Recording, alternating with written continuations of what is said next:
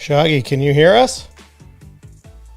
I can hear you now. I couldn't hear any music or anything in the intro, Zuby. Are we up and running live? We are live. All right. Well, we're working something out here. Our first official car podcast is a fail. So back to the drawing board, Zuby. We had to try something different tonight because we were under time constraints. So, can you hear that dinging, by the way? That binging and bonging? Did you guys hear that? I do not. You guys don't? Okay. So just so everyone knows, driving home from the game, but my son is driving, so I'm nice and safe here. And we're just heading back. But the GPS is on for him, so I hear this dinging and donging in my ear. It's kind of annoying. Anyways, awkward, strange start to the podcast, but that's okay. Let's just get to it, guys. Got Your Back live stream edition, brought to you by our good friends at Mid-City Construction Management, a locally owned family company specializing in civil construction projects for over 40 years, from roadways to excavation, underground utilities, paving, and concrete. They've played a huge role in the infrastructure of Edmonton and surrounding areas since 1980. I am following along on Twitter here, Zuby. What pictures did you grab for my video here? Like, what is that? what stuff is this? What did you find? There's a lovely TSN photo, your nice stock shot where you're at the beach, and then there's you interviewing Smitty, and then there's one that looks like it must be from your Blazers days on a button. I have a lot more hair than you, Freddie.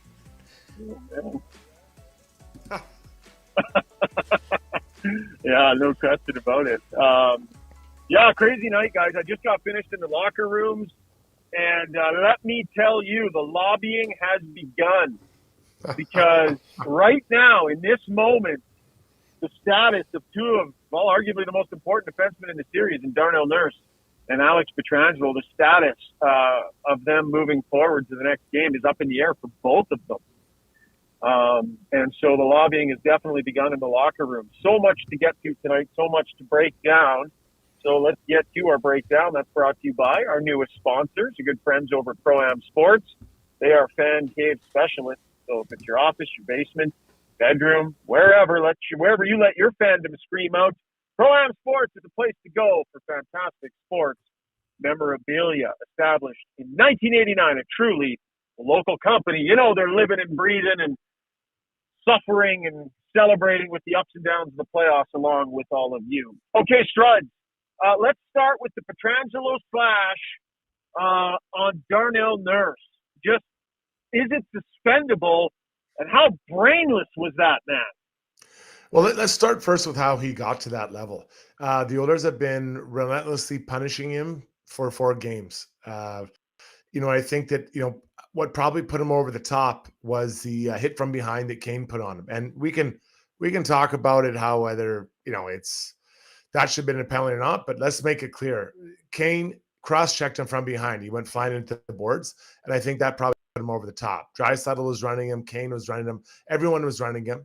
And he had enough. So he goes and does a tomahawk chop down on top of Leon Draisaitl that got him a 5-minute major.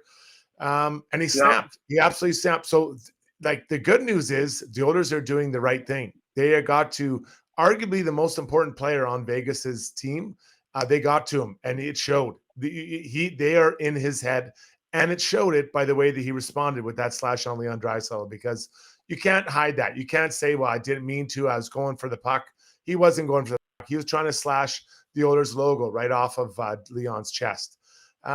Is it suspendable? Sure. I think it could be. Do I think it will be? No. I think it'll be a $5,000 fine, and you will see him in the lineup next game. What do you think? Yeah, you know what, buddy? I think it's right on the line, and I could see them doing it. But what's interesting here is they've got 2 decisions to make, because they got to review the Darnell Nurse instigator at the end of the game too. Mm-hmm. So this is the thing, right? Should those have anything to do with one another? They should not have anything to do with one another. They're individual plays, and you can't have one affect the decision on the other. But is that possible? Really? Are you going to hand Alex Pietrangelo a 1-game suspension and then overturn the instigator on Darnell Nurse and have his suspension? Because he'll be suspended. If they don't overturn that, He's not available for the next game. So how can the decision makers not somewhere in their brain link these two things? And it's really interesting. I believe that had nothing to do with hockey, premeditation, up over his head, targeting, looked to me like the wrist. I feel like that was as irresponsible and blatant. And McDavid said after the game, that's as much an intent to injure as you can get. This was not in the flow of play. This was not accident. This was just a guy skating up to another guy, stick overhead, and chopping at his arms. So I would not be surprised if they decided that this was suspendable. But now we flip over to Darnell Nurse and the instigator. Let's go to the Louise Johnson soundbox here, guys. Jay Woodcroft did not want to say much after the game about the Pietrangelo slash, right? He didn't. McDavid said he felt it should be a suspension. He was really upset. Nugent Hopkins felt they needed to look at it. But what Jay Woodcroft did go into great detail on was how he didn't see an instigator there for Darnell Nurse. Let's hear the head coach. I saw, Darnell wrap somebody up in a bear hug, two guys bear hugging each other, and I saw their player with his gloves off first. I saw their player throw 8 punches. So to me, that's two willing combatants. It's not like somebody was turtled up in a ball. I saw two willing combatants. What do you think, Strud? Here's the problem is that Darnell Nurse was a left defenseman, and that's Nick Hague is a defenseman as well. So Nurse has to come off his point from the blue line all the way to below the goal line to engage the player. That's instigating. If he stays on the blue line, it's unlikely these two guys would fight in that moment. Now, I know Jay went on and talked about how, the other player got his gloves off first and there was some hitting, and I understand all those things. But when you come down, whatever it is, 60 feet, 50 feet, whatever it is off your blue line, come down and get involved with the guy, it's hard to argue you weren't instigating or at least trying to stimulate some kind of action, Shogger. Okay, but I'm going to play devil's advocate here with you. Okay. What did Darnell Nurse actually do? Darnell Nurse skated down from the point to grab Nick Hague and bear hug. He didn't go in there with his gloves off, and he didn't go in there swinging, giving the player no choice. He showed up on the scene ready to engage, but it started with a bear hug. Now, correct me if I'm wrong, but I think Hague had the gloves off first. It was funny because Jay Woodcroft even said the player threw 8 punches. So you can picture them sitting in the coach's office right after the game, like counting the punches. 3, 4, 5, 6, because he said threw 8 punches. So is it an instigator if you come down and bear hug a guy and then it turns into a fight? I think the instigator is more like you come in and give the guy no choice, isn't it? Shouldn't it be? Well, yeah. So these two. So when I kind of went back and looked at some of the people that are posting some of the language around it, and some of the language around this suspension, if you can overturn it, is there a prior history? Is there something happened earlier? Is this some kind of a retribution situation? So I think that we could say yes to all those things, right? I think that there is a history. We've seen these guys kind of chatter back and forth over the course of the whole series. But I go back to my initial thing. If he doesn't come off the blue line, do they fight? So who instigated it? I think it's pretty clear. Now, do I think that's a suspendable moment? I don't think so. I quite frankly think that it kind of happens. It was something that it's not like he jumped him. I think instigated. I prefer that the instigated rule be you jump a guy. You make him, as you just used the words, you make him have that fight. You make him take the fight. He didn't jump him, but he came off the blue line. And, if I'm sitting there and I'm the Department of Safety and I'm trying to, did he or did he not instigate it? He moved down into that position. So I don't think Darnell deserves to be suspended. I don't see that as a fight where one really got the other upper hand on each other. It wasn't a huge jumping. So I would prefer it to happen a different way. Man, think about this decision that they have to make. Do you see any way, Strud, I don't. That only one of those two defensemen are playing in the next game? Really? Or is it going to be fine for Pietrangelo, Nurse overturned, and they're both available for next game? That's the easy way out. Or is it going to be, that's the way out, but should it be? Like, should it be? That is clearly the way out. I'm calling it right now, buddy. It's both of them or neither of them in the next game. There's no way it's one or the other, even though they should not be linked. Yeah, they'll be linked, and they happen so close together. That's another thing. Could you make the case that Darnell's on tilt because his buddy Leon Draisaitl will get tomahawk chopped? Like, there's just so many situations, and I'm not. I feel like I'm more blaming Nurse than Pietrangelo. Pietrangelo was getting abused for 4 games straight, and he snapped.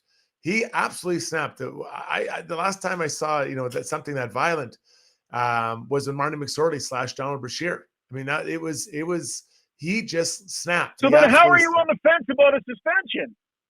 Because Leon wasn't hurt. I think that makes a big difference. I really do. I know people don't like to hear about that, but he was not hurt. Barely stayed down. He got up. He was saying, you could see he was fine. So I think that is the easy way out for the league, to slap a $5,000 suspension on him. And then you overturn our Darnell Nurse's situation with that. Like the timing, if it's 5 minutes and 1 second left, we're not even talking about this. And in a weird way, I believe that those two guys fighting will actually bring the temperature down in the rest of the series. So you could make the case that Darnell Nurse actually did a favor for the NHL by calming things down. But here we are. So I believe it'll be, I believe no one will get suspended. The question I have for you, though, if both are suspended, which team suffers more, Vegas or the Oilers? Oh, man, that's a good question. And you know what? As we sit here right now, I don't have Vegas's roster. Who's next on deck for them? Ben Hutton. On the blue line. Yeah, right. Or Philip Broberg, who's already been engaged and played in this series. So I think it's a big loss for both guys, but I think next up for the Oilers is better than next up for the Knights in terms of, Matthias Ekholm is playing some fantastic hockey right now. And so, if you've got Ekholm, Kulak, and Broberg as your left side, I think you're probably less of a step backwards, I would say, in that situation. So I think this is what happens is that because I've been thinking about this, is that Kulak slides in beside Ceci, you leave Ekholm where he's at. You look on the other side for Vegas, Pietrangelo's a huge part of their team, And then Shea Theodore had a pretty tough night tonight. And, he's another big, did he ever? He's kind of a big part of their team as well. So, you start looking at that, and I'm not suggesting Nurse is important. He is important, but when you're talking at that level, where do you go from there? What happens? So, I think Pietrangelo will be the next guy. Then you got their next biggest minute guy is Shea Theodore, and I thought he had a tough night tonight. So, I don't know. We're gonna have to. This will be an incredible topic of conversation, I'm guessing, for the next 36 hours till we kind of know what the solution is. But I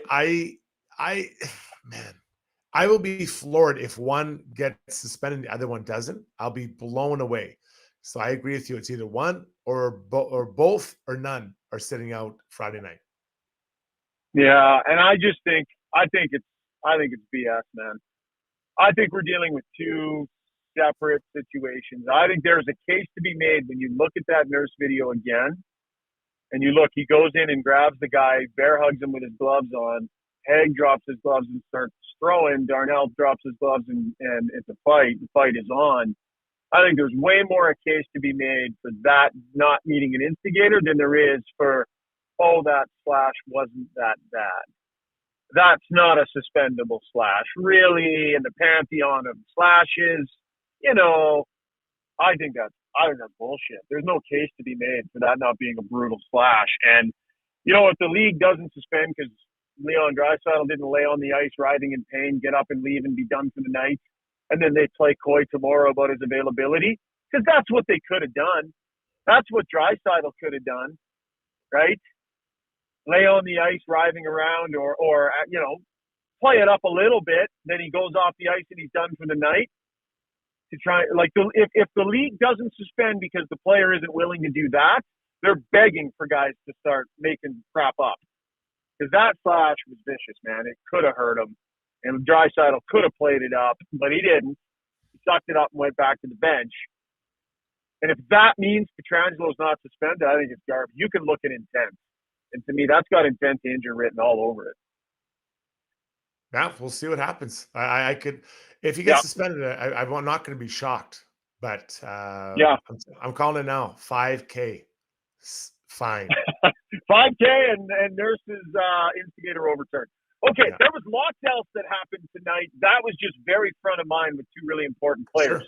Sure. Struds, I saw a group that admitted it was out-battled last game. They didn't say outworked, but they admitted to out-battled. And I saw a group tonight that went out from the get-go to show that was not going to happen 2 games in a row. I thought they were on their toes, and this was just completely opposite of what we saw the other night. What was your takeaway about what they brought? I'm not sure there's a huge difference between outworked and outbattled. I think that they're fairly interchangeable most of the time. But tonight, I'd agree with that. What I saw from this Oilers team is that they got to point A nearly every time before Vegas did, right? So, they were, it seemed like last game they were kind of chasing the hits around. They were there initiating that hit and finishing those hits because they were moving hard and getting there and getting their feet going, boom, and then you have a hit or winning puck battles because you're getting there a split second before the other team. Now, when you get there, you got to work harder than their team. I get it, but you got to work really hard to get there. So you have the option to out battle them. And I thought, I think we'll just kind of put the third to the side, and I'll speak specifically to the first 2 periods. They were the first guys all the time to it, and I think we saw it with the initial goal, Bukestad, right, just causing that. I think that was Theodore getting on him quickly, and Theodore just kind of losing his handle, then winning a puck battle, then wrapping around quickly, bang, goal. Like that's hard work, and then once you get there, you're out competing you're the guy you're going against. And all, again, the first 40 minutes, I'll leave the third out, they did that continuously. And that's the difference. And it showed in the way that they were able to forecheck. Then I think it also expressed itself by the way they hit. They were finishing hits because they were in position to make hits because they worked so quick to get there. Just pause for a sec here. Zuby, are we getting some weird feedback or something? Struds, are you hearing that too, or is that just me? Am I like phantom hearing things through my you hearing anything, Struds, that's weird? No.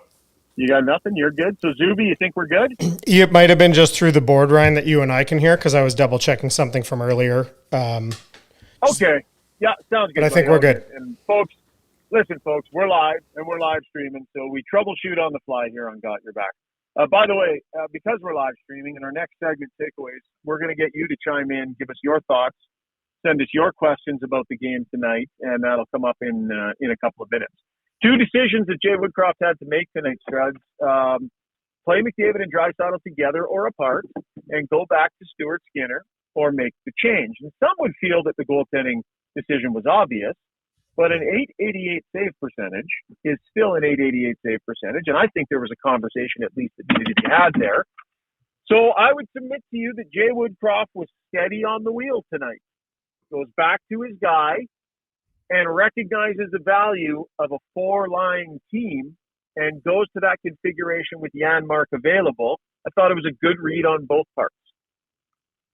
Yeah, the goalie for me was an easy decision. The team didn't play well in front of him, so you run him back in there. Splitting the 2 big guys up has been something I've been advocating for from the moment after they won round 1. I just think you're better off. I want to have one of those guys on the ice as much as possible. Trying to just not spread the talent around. There's enough talent all around, but just to kind of spread that high level talent out on 2 lines. Now you have 2 formidable lines, and it makes the second line stronger. And that's no disrespect to the guys who are on that second line, or whichever line wasn't with Connor Leon. So I really like that move. I think it worked well. And I would have started the series with that. I was clear with that right away. So here you go. Now you move forward. I think you can continue down that path. It looks like the Oilers up front, at least, nothing really changed. I don't know if anyone else got nicked up or dinged up. Nice to see Nugent Hopkins get on the board. That was a goal scorer's goal. That was a lucky one. So maybe that can unlock, a little bit of offense for him, make him more of a threat to score in these last 2 to 3 games. I thought that the depth players tonight were really energetic. I thought Nick. What did Nick Bukestad have? I get the stat sheet here. Was he 9 hits? Did I see? Did I see him? Yeah, he was at 9 hits tonight. I thought he brought lots of energy. I thought he brought a nice combination of skill and energy. Fogle did his thing. I just thought that the Oilers' commitment to staying physical tonight and being energetic was excellent. And their power plays, it was a game where there were some power plays involved, and that was hugely advantageous to them. When that first penalty of the game was called, Struds, I looked at Gregor and I said, if that's the standard tonight, this is actually a good thing for the Oilers. Sure. When that first penalty on McLeod was called, I said, that's a good thing. The standard was a little different tonight, and some power plays came as a result of it. So good energy, and the power plays got a chance to go to work. Yeah, I thought Fogle was one of the best Oilers on the ice. I thought he's incredible. He had the opportunity to score 2 goals, didn't quite finish it off. But I'll debate you a little bit on the standard today. I thought, that was an easy call. The trip on McLeod was no problem. Yeah. Let's review a couple of the non-calls on the Oilers, and this is for all the people that say the Oilers are getting screwed. Yamamoto cross-checks Stone into the net. To me, I don't know how that wasn't called. And then seconds later, I believe that's when Ekholm goes down and bombs one over the shoulder of Aiden Hill. And then I'll go back to my comment earlier about Pietrangelo getting hit from behind by Kane. If that's Connor McDavid, Oilers fans are rioting in the streets because that's not called. So, I talking about the not you, but just when fans talk about how the Oilers or their teams getting screwed, everyone believes they're getting screwed. And I think those were 2 really important moments because those are 2 players that they're going after. That's not White Cloud and Carrier. They're getting hit in those situations. Those are specifically targeted players that they're going after, trying to wear down and break down prior to what could be a Game 7 game. Yeah, fair enough. Let's get to the Weiss Johnson sound box. 45 years they have in the business, so if you need a new furnace, garage heater, air conditioner, hot water tank, or any of those things serviced, Weiss Johnson is the place to go. They always got great specials on, so you can Google them, check out their website. You can visit the showroom at 5803 Roper Road or give them a call at 780-463-3096. I have an air conditioner from them that we're about to fire up with the weather turning in the right direction. And I enjoyed a garage heater as well over the winter. So great products, great service, awesome local company. That is Weiss Johnson. Roll the jingle. Weiss Johnson, whoa. What do we got left in the sound box, Zuby? I think you said we had Stuart Skinner talking about, what was it, his pass or the penalty? Which one?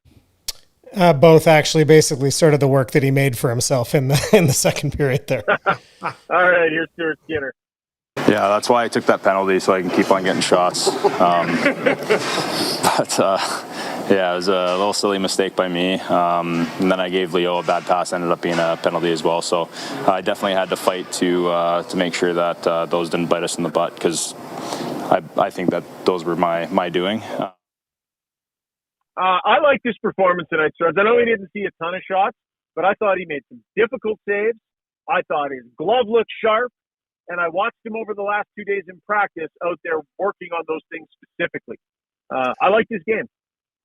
I thought he was solid, and I thought he was in the right place to make saves. He didn't have to be all over the place looking like he's on roller skates trying to make saves.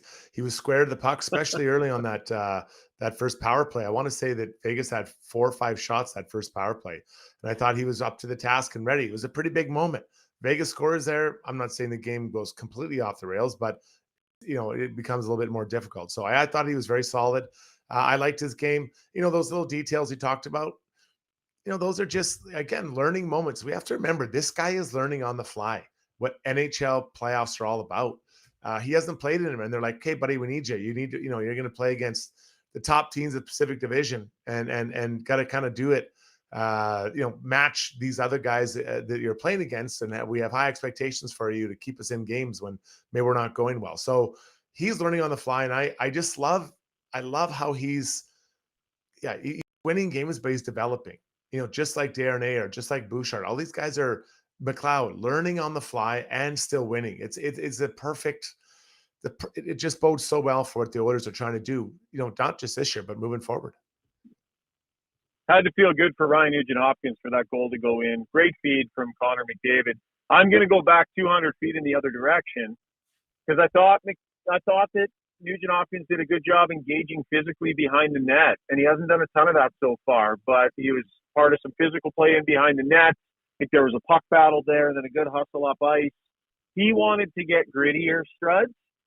And I know, I mean, some are asking if he's a little bit nicked up right now. I don't think anybody's necessarily healthy at this point, but whether he is or he isn't, I thought there was a little bit more grit in some moments in his game, and I think that goal, that had to feel good.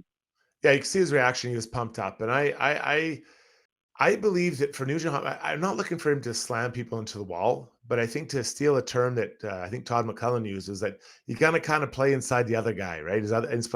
Play inside his equipment. Yeah. So you got to get in there tighter. And, there's a sequence, I think it was in the first period, where the puck came to him twice on the wall, and he wasn't even for it. He didn't acknowledge or see that the D-man was going to pinch down on him. And it's like, you got to find a way to shield that puck with your body, hold on to it. He's talented enough, and he's very aware of what's going on the ice. So it's one very specific moment, and it one shift, I should say. So maybe it's a little bit unfair, but it's kind of something I've seen over the course of this series. So again, I don't even to plow through players like Costin or what we're seeing from Kane and these guys, but play a little bit more on the inside, get a little bit more inside their jerseys, and kind of make it, use your body and use your speed and skating ability to kind of be that pest, not pest the wrong way, but just be a different heavy style of game by playing that way. All right. Listen, I want to get to what the people are thinking. We're streaming live on Twitter and on YouTube. So fire us some comments, because it's time now for our takeaways segment. That's brought to you tonight by Horse Racing Alberta. Exciting live thoroughbred racing has returned to Century Mile Racetrack as of May 6th. You can stand trackside. You can feel the thunder. Some of the finest thoroughbred racing in Western Canada. Make sure you're in attendance, because it's fantastic entertainment. Have some fun. Go to the races at Century Mile Racetrack and Casino. For more information and to stay up to date, head to thehorses.com. Zuby, you've been running things, monitoring the feeds. What do the people want to talk about? Well, there's plenty more talk about who's getting suspended and for how many games. So that certainly dominated the airwaves here. But let's get to, but right out of the gate before we even started, Boba Fett said, and nice to see him watching again from whatever planet he's based off. He said, energy, 46 hits tonight, and the Oil had their skating legs back, all four lines engaged. And I know there was lots of talk of that in the post-game comments as well, Ryan. Yeah, there was. And, Connor McDavid said last game, Studs, I went back and listened to it in the third period tonight because I wanted to remember what he said. But he said, I expect us to bring our best game next game. It's not the we will win declaration of years past. It's not. But when Connor McDavid says something like that, he doesn't do that all the time. Tonight, the first question I asked him about how much better they were, he said, his answer to me, Struds, he said, yep, but somebody's got to do it 2 times in a row, and it's got to be us. Like, just right to the point, already focused on next game. So that's the key. We can all agree they did it tonight, Struddy. How do you do it in back-to-back games? No one's figured that out in this series yet. Yeah, such a weird series. And I had a couple of my old teammates reach out and text, and we were kind of texting back and forth towards the end of the game how weird a series it's been. It's been like both teams have dominated 2 games. And I know maybe the first game was the score isn't reflected, but I think we can agree that it was an incredible performance by Leon Draisaitl. So, which teams are going to show up? When are we going to see both teams come in and have a 2 Titans go at it at their best on game 5? Or are we going to see one team revert back to what they've been at? For the Oilers, when they're skating like they were today and in game 2, they're very hard to handle. They were just on the play all the time rather than kind of chasing the play. So they've got to bring that. So I'm guessing they'll have nothing, no skate tomorrow, or maybe just the guys that didn't play much or the extras, and then maybe I think like I might already have their plan here. Just let me check real quick. Yeah, and then maybe a walk. Yeah, it looks like it's just a meeting. Yeah, off ice, Struds. You're right. Yeah, really light, and then maybe something really light Friday morning in Vegas. I don't know if you even just walk the strip and help people get their hotels Friday morning, and then just hit the ground running. Like it's all about energy, managing energy, and If they can bring that skating style again, it's going to make it hard because you got to know that Stone and Pietrangelo are being targeted and they are going to wear down. It's not a question of if, it's they are going to. And the longer the series goes, if you continue working those guys over like this, those are two huge parts of their team. And I think that when they're skating, the Oilers, that is, they can get to those guys and they make it their life pure hell. By the way, because Strud's Maple Leafs won tonight, that means multiple games on the schedule Friday. So the Oilers get the late game again.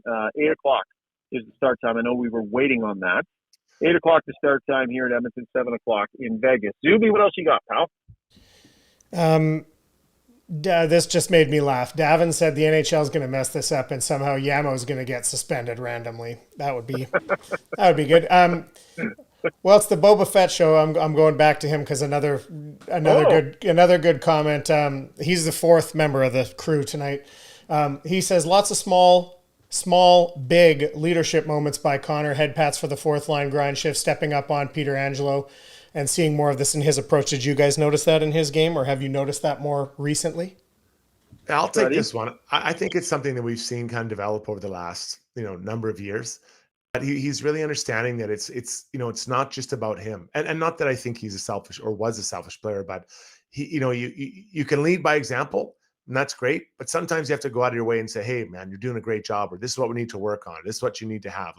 So I think he's embraced the idea of the collective, right? That he has to influence the collective, not just by the way he plays, by what he says. I agree, and I really I liked his media availability tonight, you guys. I'm telling you, he was all business. He came out and he was cordial and he answered all the questions, but he was just all business. I really liked that first answer of his, for him to just, and that's the way they're thinking in there. This was a mature performance from a good team, right? The Oilers are now an upper echelon, really good team. And teams like that, in moments like this, play the way they played tonight. Last game was a letdown. There's no way you can have that happen again if you want to be an upper echelon team. I thought it was mature. I think McDavid is leading the way on that front. Zuby? Yeah. Oh, here, I wanted to ask a couple of things. First of all, I can't see, because I've got you on the phone, Ryan, haven't been able to monitor the Twitter comments. So I thought, you might have been watching that a little bit. If there's anything there, my apologies to the Twitter folks. I have better access to the YouTube questions, and they're mostly just bickering. It's a lot of bickering on the YouTube stream tonight about suspensions. But I wanted to, I'll tell you one thing that I saw tonight that I thought, and as a guy that is getting a lot of love and that we talk about, but I thought that Costin drawing the penalty after laying 4 cross checks on whoever that was before he got the little poke there, that made me laugh. But that's what you get out there and you be the proactive one, and the retaliator gets caught, right? Yeah, that's the way that it happens sometimes. Go ahead, Fred. Yeah, and I was just going to say, you're 100% right. There was a number of penalties that weren't called prior to that, the spearing of the junk on Costin. But the reffing it's not against the Oilers. I know Oilers fans don't want to hear me say that, but that's the truth. It's like, if you're a Vegas fan, you saw that, you'd be pissed that only Theodore got the penalty, right? And the more I think about suspension, I know you guys don't want to talk about it. I think maybe the way to approach this is that if you're the league, you just piss everybody off. So you suspend both of them, right? Because it's not like you have to, with Nurse, you don't have to do anything. It's already in the rule book that he is suspended. Of right now, he is suspended. Then you go on the other side and say, Pietrangelo, you're suspended as well. Now everyone's pissed off. Both teams are pissed off. The fans are pissed off. The media is like, oh my God, I can't believe it. Maybe Pietrangelo got a 2 or whatever it is. But that is, you know what? The more I think about it, that's probably the way that you get out of this. Because if everyone's pissed off, you probably did the right thing. I don't necessarily agree. You're not looking to get out of it with both sides equally pissed off. All actions are not created equally. They need to be handled separately, Struds. And I think, one, was more serious and more legit and more worthy of a suspension than the other. I don't think the league should be looking for a way to, let's call this down the middle and make sure that both sides are equally mad. That's not fair. One was more significant than the other. And listen, you know me. I don't lobby. I don't cheer. I don't. Right. If you swap those players and those actions, I'd be saying the exact same thing. I don't think that I agree with you that that's what's going to happen, but I don't think that's what should happen. I think that but I think that it probably should be what happens, right? Because by the letter of the law, Darnell should be suspended. That's the law. That's the rules, right? That's when I read them, he should be suspended. And then I think if Pietrangelo should get suspended, it's one game. So you're putting both in separate situations, saying in a vacuum, both of these guys, one needs to be suspended because of the slash, the other one has to be suspended because of the rules. So actually, now that I think about it, I've had some time to chat and kind of look on, some time to decompress. I think that's what should actually happen and probably will. That's what I'm going to stake my good reputation on. So, okay. So clarify that what's going to happen? Both players will be suspended because Darnell needs to be suspended because of the rules as I read them. And then Pietrangelo will get one game because it was a blatant slash. So they both get suspended. And I think if you look at them both on their own, I think that a reasonable person could agree that that's right. That's probably accurate. Yeah. Okay, I'm pulling one off of Twitter here, Zuby. I was even able to hop on to my Twitter feed here. Real Todd Hall 78 says, loving Fogel's game. He's noticeable every shift in a good way. Struds, what's the biggest difference between Warren Foegele as he exists right now and Warren Foegele as he existed at this time last year? Well, he was unplayable last year because he was not engaged. He wasn't using his big body and he wasn't getting physical. He's doing those things now. His game is not a hard one to figure out. Use your speed, use your strength, get to the open areas as much as you can. And tonight he was set up really nicely twice. I thought he could have had, at least one goal, maybe two. And that's not a slight at him. I'm just saying he's getting opportunities to score. But yeah, he was unplayable last year. And now I honestly, I think he was one of the best, I'd say 2 or 3 orders forwards on the ice today. I thought he was very noticeable and very impactful for this group. Yeah. All right, Zuby, last one. We will go to you, buddy. We can't just have you sitting down there, your head bobbing around. Oh, I'm just so much agreement, though. It's just I love to agree with you guys. So this is I mentioned to Struds before we came on. I wanted to ask him about this. This is more of like a deep dive, and it's a goalie thing. And what I know, would you guys tell me, is Stu Skinner? Would you call him an average puck playing goalie in the NHL? Slightly above, slightly below? Where would you place him? This is kind of part one of the question. Struds, you can go. I'd say he's average. Yeah. What do you think? Yeah, I think in the American League he played it more. That's what I hear from people that watched him play it down there, which tells me he's trying to be careful. He made some mistakes this year playing the puck, and I find he's more careful with it now. So I would say he's slightly above average because I think he's fairly efficient after getting bit a few times. And I think probably that will be a skill. That's a skill, I think, as a young goalie. That's something you can get better. And I had a goalie coach who used to tell me, you can stop the puck or you can't. But some of these other things I can try to teach you to get better. Anyway, what I wanted to say was there's actually an observation about what the players do, and specifically the defensemen, when Skinner comes out to play the puck, especially if he's kind of forced to play it because there's a forechecker that's going to get there first. When I come out to play the puck and I'm a below average puck player, all I want is for the defenseman or whatever player is closest to peel off and give me a target. That's all I want. I'm just trying to make a simple play. But I notice, I feel like whenever Skinner's in that situation, the team seems to freeze. I feel like they stand still and they don't give him a target and they don't move to an open area. And I feel like and I wonder if just you guys have noticed that, or what you feel like that could stem from. It's almost like their uncertainness of that they're not sure what he's going to do with it. Have you guys picked up on that at all? Remember who they had last year, right? So Mike Smith was such an unbelievable puck-playing goalie.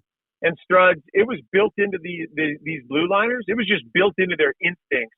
When the goalie's got it, you flare off into the corner, present your stick because you know he's going to get it to you. where you all of a sudden you change that and you get different guys in there. Maybe it takes a little while to adjust, but he's definitely not Mike Smith. I would definitely agree with that. And it's not as smooth because, I mean, nobody moves it the way Smith did. Yeah, he was better passer than half the D. So when you're looking at it for me, I understand what you're saying, Zoobs, and I would agree with that. But the biggest thing I think when I dealt with a goalie was to have a strong communication. Let him know what the play is. What do you want to do? So if you're flaring out and you want it, yell for it. If you don't want it, yell for it to go the other way. And if no one knows what's going on, I want that goalie to hammer that thing up on the glass all the way around. Like the last thing you want him is to hang on to it. And all of a sudden we got a puck battle with your goalie behind the net. So that to me is pretty basic. You don't need to reinvent the wheel. When you're Mike Smith, you're like, okay, we'll take the 99 goods and one that is going to be a trouble situation, right? But it has to be, you have to help them, support them, and tell them exactly what you want, how you want it done. Yeah, that's it. I hadn't thought. That's a really good point to say that, who was their goalie last year. I hadn't really made that connection, but that makes a ton of sense. Yeah. Well, thank you. That's what we try and do here. I'm going to take one more, and then we're going to wrap it up. Struds, I'm going to throw this directly at you. This comes from, I can't say that name. Well, I guess I can. It's Piss Jug. I don't know if I'm allowed to say that or not, but I said it. Weird handle there, Jug. Struds, if you were Darnell Nurse and played the role that Darnell Nurse plays, would you have taken that fight? Would you have gone and done that at that point in the game? Did he need to risk his hands, his wrists, his knuckles, risk injury? Would you have done that if you were Nurse? Was that smart? Yeah, I probably would have. I'm probably the wrong guy to ask, though, because it's very emotional, right? It's a very emotional moment. Yes. And I love the message he's sending because, Haig is trying to position himself as a little bit of the, kind of like the heavy hand for Vegas. And so Nurse went over there and just said, okay, enough. Like, let's just do this and get this on and see what happens. People always talking about breaking hands. And I mean, what are the odds of that happening? I mean, really, we saw the one Montreal Canadian, what's his name? Sajak, whatever it is, get hurt when he fought Darren A. But how often do we really see a guy get hurt in a fight? Pretty rare. It happens, but it's pretty rare. But you also have to remember, this is an emotional game. People sitting at home or at the game, you kind of get worked up, but you can say, oh, well, that was a bad decision. He shouldn't have been doing that. Well, in the moment, you're just all hyped up and you're going in there to teach him a lesson. So yeah, I have no problem with the fight. I really don't. I mean, I think back to when Iginla fought, Hatcher, or Iginla fought the Cavalier in their run. What was that, 2004 or something, 2005? I mean, that's one of the greatest players of the world at the time, fighting other great players of the same time. Like, I don't know, you gotta let it fly. And I love, but to be as a final comment, I loved how Connor kind of engaged with Pietrangelo, but then wasn't dropping his stick or his gloves. He's like, this ain't happening. Oh, yeah. There's no reason for him to fight. None. But I love the fact he went over there and engaged with him. I like the fact that he went and engaged with him. 100%. I agree with you. But I would never suggest that guy fight. No, completely agree. I think McDavid handled that situation perfectly. And I think we need to give Darnell Nurse some credit because he took some heat here, he and Cece, over the last 36 hours after that performance the other night. But I thought he was excellent tonight. Thought he was a beast out there. Took care of business physically. Was good on the penalty kill. That is what Darnell Nurse can bring to the table when he is on his game. Waiting for you to roll the music. Oh, it's rolling. It's rolling. Music. Oh, so we got a problem. I can't hear the music. That's the problem. The fundamental technical issue. I can't hear the music. But you could hear. Could you hear the clips? I could hear the clip, but I can't hear the music. That's strange because it's playing right off the same pads. I don't get that. I did want to say one more thing. Really? Shout out. We had a message, and you guys can answer this or not, but Laughing Frog, there's a YouTube handle, Laughing Frog Yoga Front Desk, which I quickly looked up, and it says it's in Los Angeles, California. Laughing Frog Yoga Front Desk says, who wins Game 5, fellas? I have no idea. Oh! I have no I'd idea. like to make a bold prediction right now and sound smart, but anybody that thinks they can guess this one is just bullshitting. Nobody knows. None of us No know. clue. Would I be No stunned if the Knights go counterpunch? No. Would I be stunned if the Oilers went and played a really good game again? No. Do I know which one's going to happen? No. So I don't know. We don't know. That's it. That's good enough for me. Yeah, I'll say this quickly. Aiden Hill, what's his mental state heading to Friday game? That might be something to consider. Yep, good point by you. All right, great job tonight, guys. I know this was a late one. I got a flight to catch first thing in the morning, so that's why we did this over the phone rather than have to wait till I got home. So thank you guys for adjusting on the fly. Thank you to everybody who chimed in on the stream. We really appreciate it. Love the conversation with you. It's a ton of fun. Jody and I and Chris, and we've chatted off air about how much we enjoy this interactive part of the podcast. So thank you for all of your comments and your downloads and such. Thanks to our sponsors, Mid-City Construction Management, Pro-Am Sports, the Horse Racing Alberta, and, of course, our good friends over at Weiss Johnson. We'll chat with you from Las Vegas, Nevada, in a couple of days. Cheers, everyone.